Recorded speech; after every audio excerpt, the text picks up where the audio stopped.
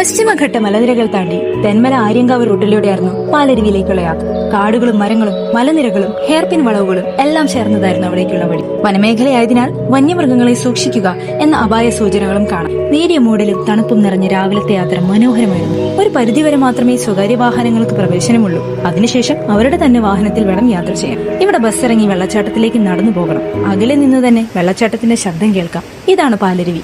കൊല്ലം ജില്ലയിലെ ആര്യങ്കാവിന് സമീപമുള്ള തെന്മല ഇക്കോ ടൂറിസത്തിന്റെ ഭാഗമായ പ്രശസ്തമായ വെള്ളച്ചാട്ടം. പാല് പോലെ വെളുത്ത് പതഞ്ഞൊഴുകുന്നതിനാലാണ് പാലരുവി എന്ന പേര് ലഭിച്ചത്. ഏകദേശം 300 അടി ഉയരത്തിൽ നിന്നാണ് വെള്ളം താഴേക്ക് പതിക്കുന്നത്.